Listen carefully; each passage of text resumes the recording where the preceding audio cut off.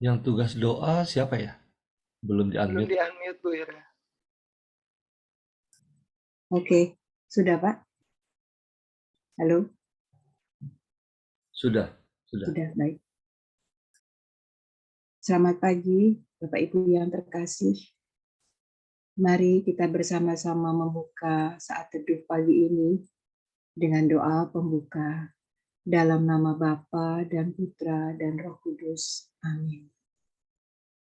Selamat pagi Allah Bapa, Allah Putra, Allah Roh Kudus dan Bunda Maria.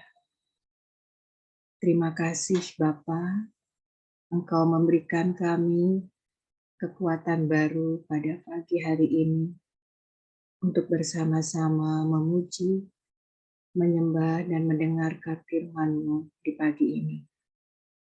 Bapa yang penuh kasih, urapilah para pelayan yang akan bertugas pagi hari ini, juga untuk jaringan internet di tempat kami masing-masing.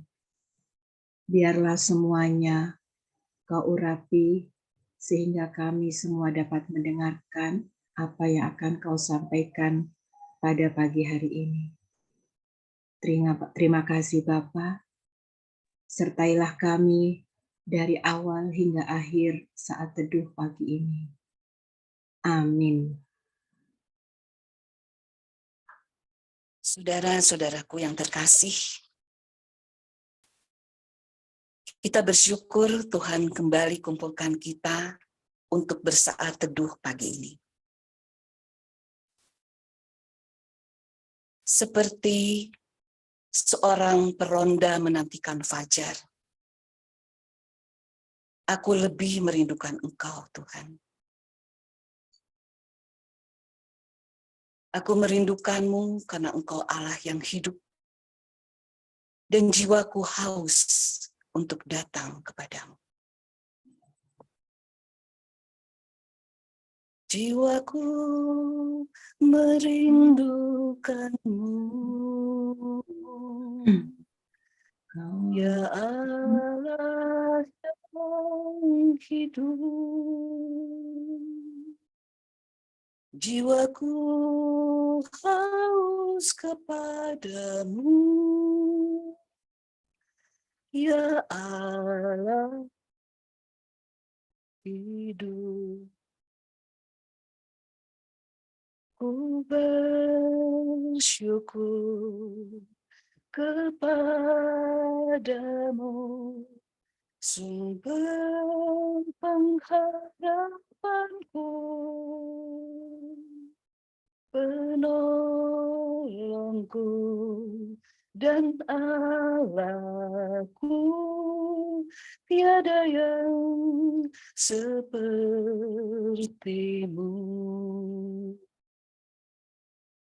Mari sahabat terkasih, kita mau satukan hati, kita mau angkat pujian ini.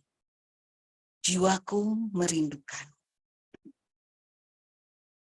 Jiwaku merindukan-Mu, ya Allah yang hidup. Jiwaku haus kepadamu, ya Allah yang hidup. Sekali lagi kita katakan, jiwaku merindukan-Mu. Jiwaku merindukan-Mu, ya Allah yang hidup. Jiwaku haus kepadamu, ya Allah yang hidup. Ku bersyukur kepadamu, sumber pengharapanku, penolongku dan Allahku, tiada yang sepertimu.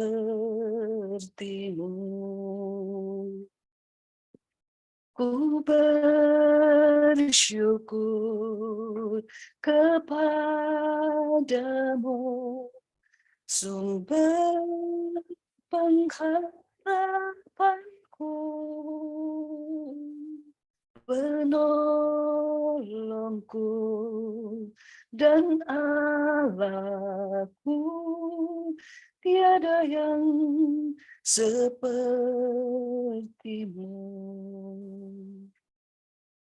Ku bersyukur kepadamu, sumber pengharapanku, penolongku dan Allahku, tiada yang sepertimu. Sekali lagi kita katakan, ku bersyukur. Ku bersyukur kepadamu, sumber pengharapanku, penolongku dan Allahku, tiada yang sepertimu.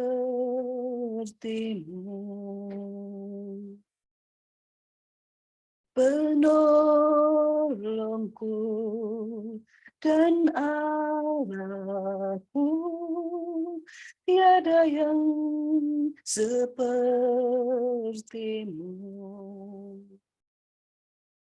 Penolongku dan Allahku, tiada yang sepertimu. Penolongku dan Allahku, tiada yang sepertimu.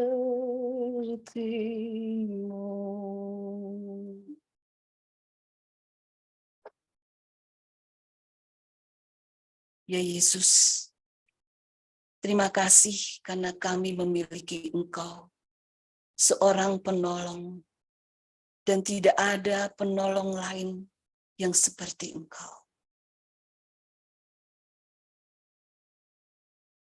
Sekarang mari kita mau siapkan hati kita. Kita mau memberi penyembahan terbaik bagi Allah kita. Allah yang bertahta di atas semua puji-pujian kita.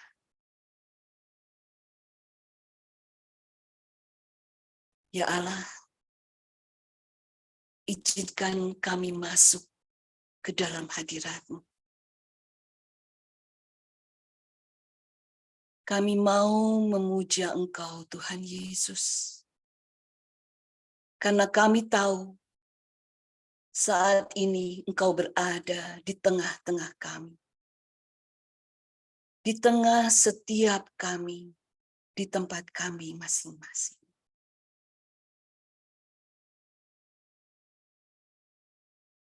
Yesus, kami puja, kami sembah sebagai Raja.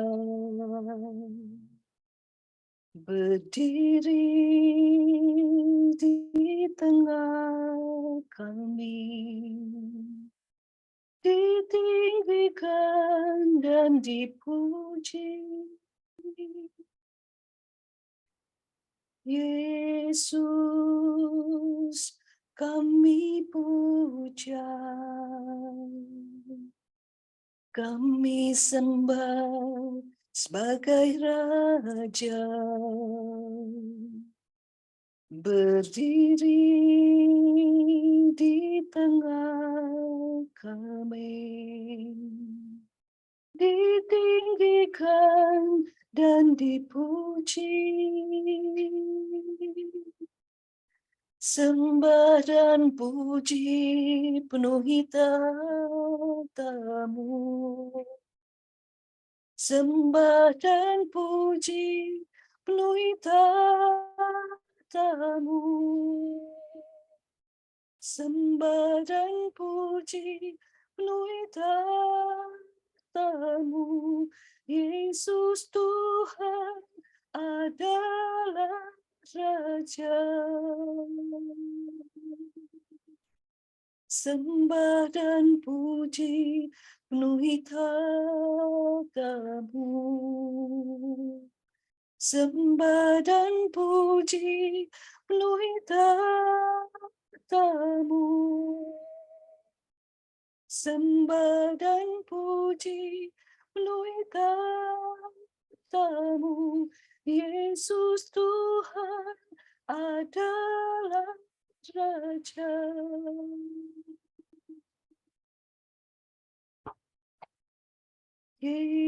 Yesus kami puja, kami sembah sebagai Raja. Berdiri di tengah kami, ditinggikan dan dipuji. Yesus kami puja. Yesus kami puja, kami sembah sebagai Raja. Berdiri di tengah kami, ditinggikan dan dipuji. Sembah dan puji penuhi tatamu. Sembah dan puji penuhi tatamu. Sembah dan puji penuhi tatamu. Yesus Tuhan adalah Raja. Sembah dan puji penuhi tatamu. Sembah dan puji penuhi tatamu. Sembah dan puji penuhi tatamu. Yesus Tuhan adalah Raja. Sembah dan puji penuhi tatamu. Sembah dan puji penuhi tatamu. Sembah dan puji penuhi tatamu. Yesus Tuhan adalah Raja. Yesus Tuhan adalah Raja. Yesus Tuhan adalah Raja. Yesus Tuhan adalah Raja. Yesus Tuhan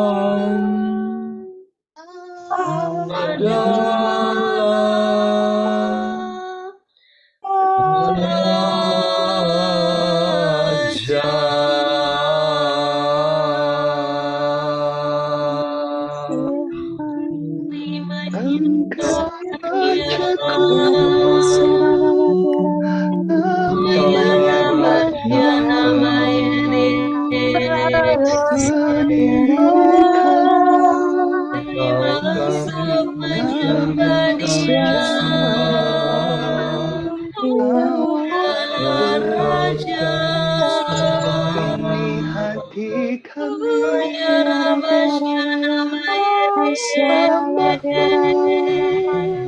Mari meninggikanmu, Engkau dia Raja, Engkau mulia,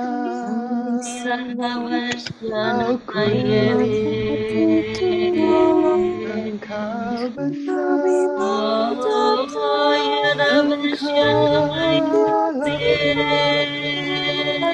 Engkau besar, Engkau Allah Dia Sang Raja, Engkau Allahku, oh ya Raja sebab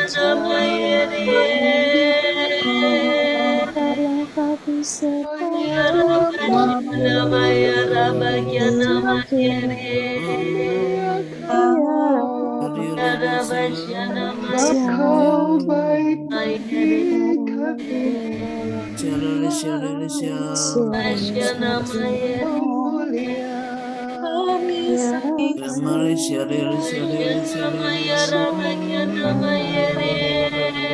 kami sembah, Pujilah nama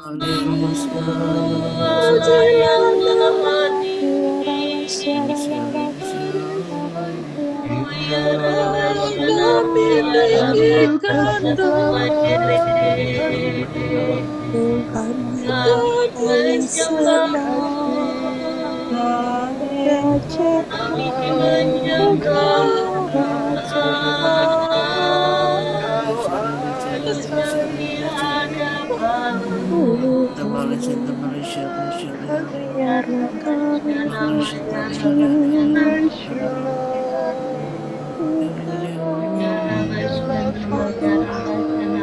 Raja, Namaya Rabakya Namaya.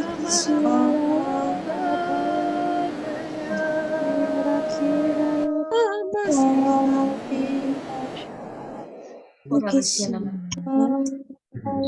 Ya marah. Ya marah. Ya marah.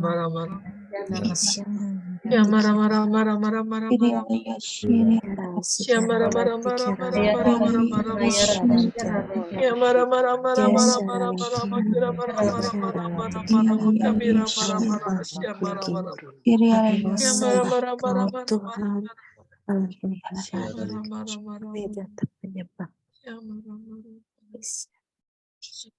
Mari kita hening di hadapan Tuhan.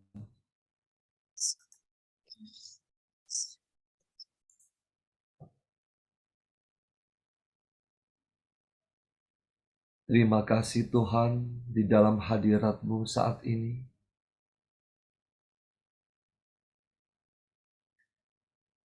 Kami rindu untuk mendengarkan suara-Mu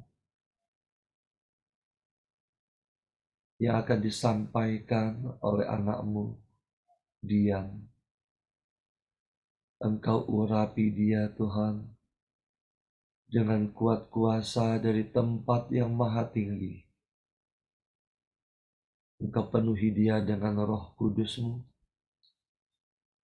Biarlah setiap perkataan yang keluar dari mulutnya sungguh berasal daripada-Mu. Berfirmanlah Tuhan, kami siap mendengarkan. Amin. Terima kasih. Renungan pada pagi hari ini kita ambil dari Injil Yohanes 8 ayat 21 sampai 29. Yesus bukan dari dunia ini. Maka Yesus berkata pula kepada orang banyak, Aku akan pergi dan kamu akan mencari aku, tetapi kamu akan mati dalam dosamu. Ke tempat aku pergi, tidak mungkin kamu datang. Maka kata orang-orang Yahudi itu, apakah ia mau bunuh diri? Dan karena itu dikatakannya, ke tempat aku pergi, tidak mungkin kamu datang. Lalu ia berkata kepada mereka, kamu berasal dari bawah, aku dari atas. Kamu dari dunia ini, aku bukan dari dunia ini. Karena itu tadi, aku berkata kepadamu, bahwa kamu akan mati dalam dosamu. Sebab jikalau kamu tidak percaya bahwa akulah dia, kamu akan mati dalam dosamu. Maka kata mereka kepadanya, siapakah engkau? Jawab Yesus kepada mereka, apakah gunanya lagi aku berbicara dengan kamu? Banyak yang harus kukatakan dan kuhakimi tentang kamu. Akan tetapi dia yang mengutus aku adalah benar, dan apa yang kudengar daripadanya, itu yang kukatakan kepada dunia. Mereka tidak mengerti bahwa ia berbicara kepada mereka tentang Bapa. Maka kata Yesus, apabila kamu telah meninggikan Anak Manusia, barulah kamu tahu bahwa akulah dia, dan bahwa aku tidak berbuat apa-apa dari diriku sendiri, tetapi aku berbicara tentang hal-hal sebagaimana diajarkan Bapa kepadaku. Dan ia yang mengutus aku, ia menyertai aku. Ia tidak membiarkan aku sendiri, sebab aku senantiasa berbuat apa yang berkenan kepadanya. Demikianlah sabda Tuhan, terpujilah Kristus. Mari kita hening sebentar. Ya Bapa, terangilah hati dan pikiran kami, untuk kami dapat memahami firman-Mu. Berilah kami pengertian yang benar, agar hidup kami semakin dikuduskan. Amin. Dalam perikop ini, Yesus menghadapi orang-orang Farisi dan ahli-ahli Taurat yang susah sekali untuk mempercayai Yesus sebagai utusan Bapa. Sekalipun Yesus sudah mewartakan kesaksian tentang Bapa berulang kali. Yesus sudah melakukan banyak mukjizat berulang kali, tetapi hati mereka tetap menolak Yesus. Sampai-sampai perkataan ini harus Yesus ulang untuk yang kedua kalinya, bahwa aku akan pergi dan kamu akan mencari aku, tetapi kamu akan mati dalam dosamu. Bisa kita lihat juga di Injil Yohanes 7 ayat 33 sampai 35. Walaupun orang Farisi begitu degil hatinya, tetapi Yesus tetap berkata, aku akan pergi menuju kayu salib, pergi untuk mati, menebus dosa-dosa manusia. Betapa besarnya kasih Tuhan. Mungkin kita juga pernah suatu masa punya relasi yang dekat dengan Tuhan. Namun kemudian berjalannya dengan waktu, kita sibuk dengan pekerjaan, dan kita menolak Yesus dengan halus. Dan lama-kelamaan Tuhan Yesus pergi menjauh dari hati kita. Dan pada saat masalah datang, kita kembali ingat akan relasi itu. Kita ingat akan masa-masa yang indah itu. Ada rasa hampa, ada rasa kosong saat Tuhan pergi meninggalkan kita. Dan kita akan berusaha menemukan kembali masa-masa itu. Lalu kita akan pergi mencarinya. Di sini kita pergi mencari Tuhan. Mengapa kita mencari Tuhan? Kita boleh tanya kepada hati kita, mengapa kita mencari Tuhan? Dan jawabannya ada di dalam kitab Amos 4 ayat 5, yaitu agar kita memperoleh hidup di dalamnya. Maka carilah Tuhan selagi ia masih berkenan untuk ditemui. Dan Tuhan pasti akan membiarkan dirinya ditemui kalau kita mencarinya dengan sungguh hati. Jangan sia-siakan waktu dan kesempatan yang ada. Jangan biarkan rasa malas dan kesibukan yang membuat kita terlena sehingga mengesampingkan kesempatan untuk mendekat kepada Allah. Jangan juga berpikir bahwa kita ini masih muda, masih kuat, masih punya banyak kesempatan karena usia tidak ada yang tahu, sehingga jangan sampai ketika ajal sudah mendekat kita baru mencari Tuhan. Dalam mencari Tuhan ini, kita juga perlu menyelidiki hati kita. Apakah saya sudah sungguh-sungguh dalam mencari Tuhan? Mencari Tuhan berarti saya ingin mengenalnya lebih dalam lagi. Saya ingin mengasihinya. Saya ingin punya relasi yang dekat dengannya. Namun, terkadang kita mencari Tuhan hanya ketika badai persoalan datang. Sehingga pada satu titik kita hanya menjadikan Tuhan sebagai alat untuk menjawab solusi atas apa yang kita butuhkan. Mari kita bertanya pada hati, untuk apa aku mencari Tuhan?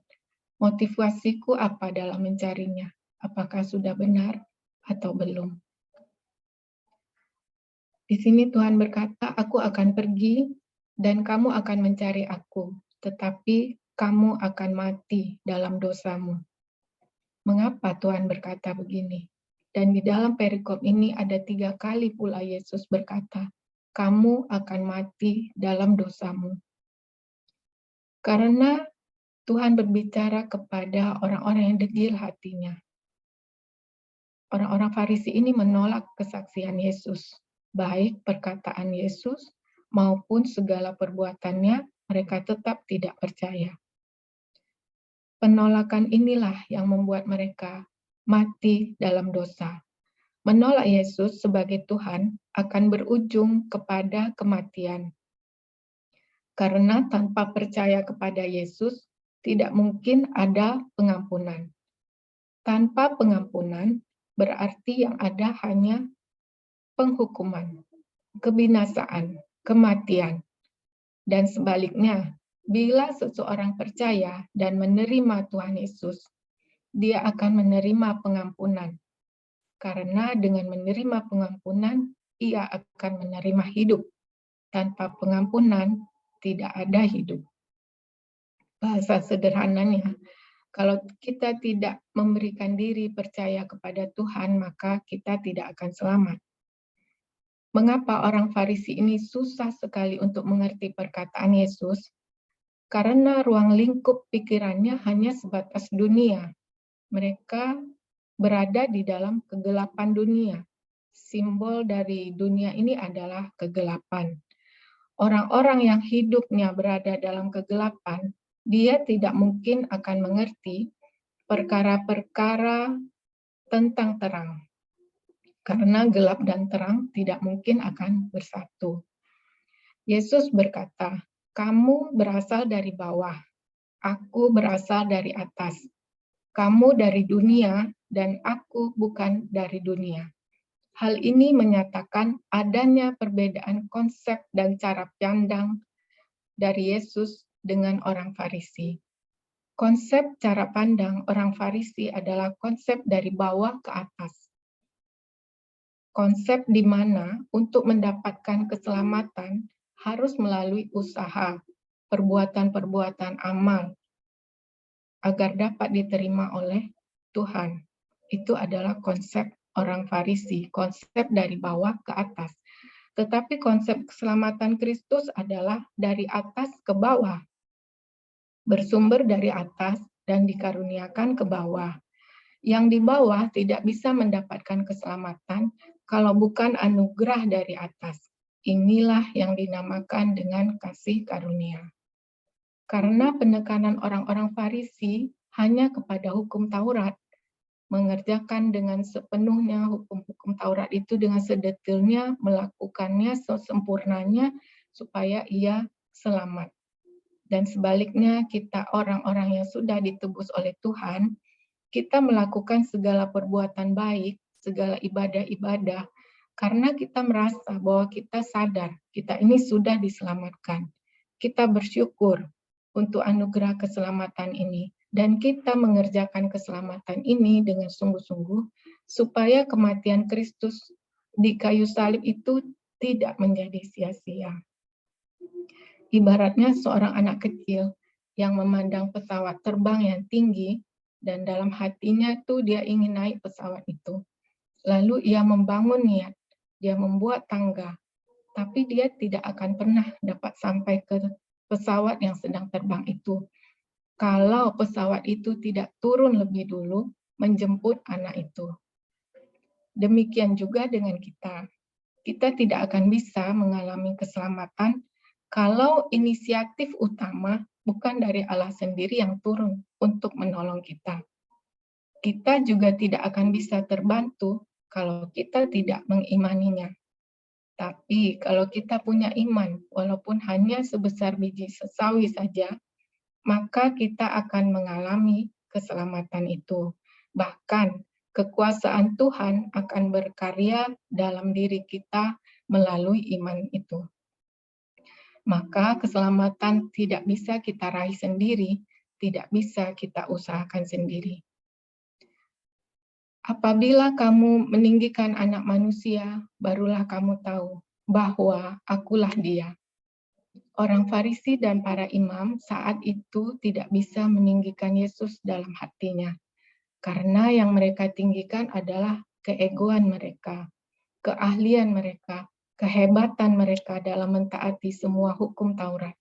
Yang mereka junjung tinggi adalah kaumnya, adalah ibadah mereka. Sehingga Yesus tidak bisa menjadi Tuhan bagi hidup mereka. Dalam hidup kita, coba kita selidiki siapakah yang kita tinggikan dalam hidup. Apakah harta, jabatan, status, usia, kecantikan. Ketika itu semua yang kita tinggikan, maka Roh Allah tidak akan bisa dengan bebas menuntun kita. Kita tidak akan bisa dimiliki sepenuhnya olehnya. Meninggikan Yesus yang disalib juga berarti bahwa kita percaya bahwa Yesus sudah mati menebus dosa-dosa kita. Dan di sana barulah kita bisa menerima berkat pengampunan. Tanpa karya penebusan Yesus disalib, tidak mungkin kita menjadi milik Allah, menjadi anak-anaknya. Maka iblislah yang akan mengklaim bahwa kita adalah miliknya kalau kita tidak mengakui karya penebusan Allah itu. Melalui salib, manusia dibawa kepada kasih karunia. Bisa kita lihat di dalam Yohanes 12 ayat 32-33. Maka kita harus percaya bahwa kita adalah milik Allah. Sebab setan juga akan terus berusaha membuat kita ragu bahwa kita adalah miliknya. Dia akan menggoda kita melalui persoalan-persoalan, melalui kesulitan, melalui salib-salib kita. Setan akan merasuki pikiran kita sehingga kita mulai meragukan, sungguhkah saya anak Tuhan? Mengimani salib Kristus membutuhkan keterbukaan dan kesiapan hati karena membutuhkan perjuangan dan iman yang teguh. Mengimani salib juga berarti kita siap menderita, siap memikul salib kita tanpa mengeluh. Karena dengan begitulah cara kita meninggikan Tuhan. Salib menjadi sarana untuk kita meninggikan Tuhan. Semoga kita semua bisa menjaga iman kita sampai akhir waktu kita, sampai di mana Tuhan datang menjemput kita di dunia ini dan mendapati kita tetap setia mengimaninya. Terima kasih, Tuhan Yesus memberkati.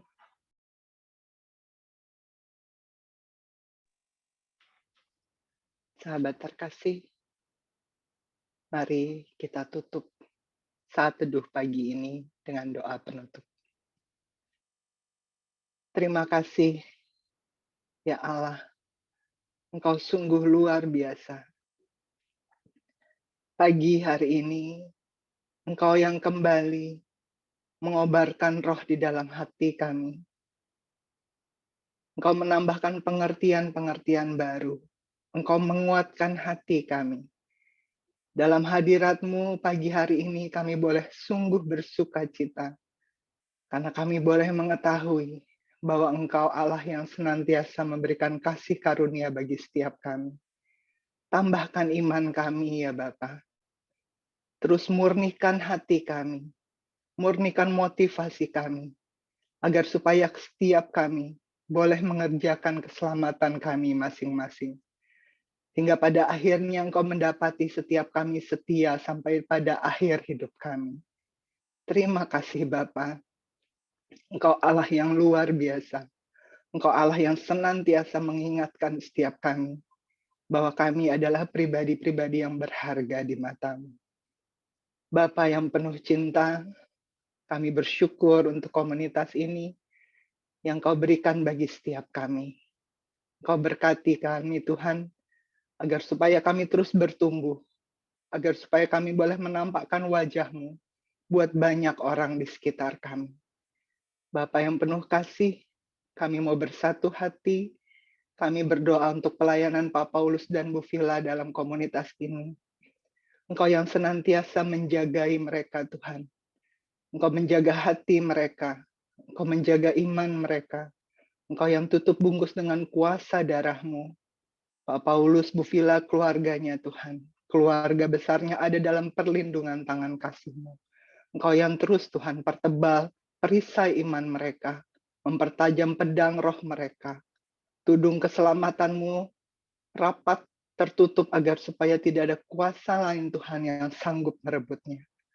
Juga buat setiap kami Tuhan, keluarga lepas keluarga, pribadi lepas pribadi. Perjuangan kami Tuhan, kami yang mau senantiasa memegang tangan-Mu, agar supaya setiap kami Engkau dapati setia. Kami boleh senantiasa kuat di dalam Engkau. Kami juga mau bersatu hati pagi hari ini, berdoa buat setiap sahabat kami yang saat ini menjalani retret kelompok ke-15. Kami percaya Tuhan, Engkau Allah yang senantiasa menjagai setiap mereka, agar mereka senantiasa kuat di dalam Engkau. Engkau yang terus Tuhan, menilik setiap hati mereka, hari demi hari yang senantiasa mereka jalankan Tuhan. Beri terus tambahkan kekuatan baru di dalam setiap kehidupan mereka. Pengertian-pengertian baru Tuhan, singkapkan semua yang terselubung, agar supaya sahabat-sahabat kami boleh menyelesaikan retret ini dengan hati yang penuh sukacita. Karena Engkau yang senantiasa semakin memurnikan setiap kami. Terima kasih banyak Bapa untuk setiap jalan keselamatan yang Kau sediakan bagi kami. Bantu kami ya Allah Roh Kudus untuk senantiasa melakukan semua kehendak-Mu. Terima kasih Bapa, kami mau jalani hari ini dengan sukacita yang berasal daripada-Mu. Mari kita tutup doa ini dengan doa komunitas pemurnian hati dan saat teduh bersama-sama. Ya Yesus, kepada hati-Mu yang Maha Kudus, kami benamkan diri kami dan setiap jiwa-jiwa yang ada dalam komunitas pemurnian hati dan peserta saat teduh pagi ini. Juga setiap anggota keluarga kami, seluruh hidup dan pergumulan kami. Apapun yang kami alami saat ini, kami mau serahkan dan persembahkan kepada hati-Mu yang Maha Kudus. Hati Kudus Yesus, kasihanilah kami. Hati Kudus Yesus, selamatkanlah keluarga kami. Hati Kudus Yesus, bebaskanlah kami dari segala yang jahat. Darah suci Yesus, basuhlah kami. Roh Kudus, penuhilah kami. Kemuliaan kepada Allah Bapa, Allah Putra, dan Allah Roh Kudus, seperti pada permulaan, sekarang, selalu, dan sepanjang segala abad. Amin. Dalam nama Bapa dan Putra dan Roh Kudus. Amin. Terima kasih banyak. Mari kita bersiap untuk berfoto bersama. Silakan. Oke, mari kita foto bersama. 1, 2, 3. Satu halaman lagi, 1, 2, 3. Oke, terima kasih.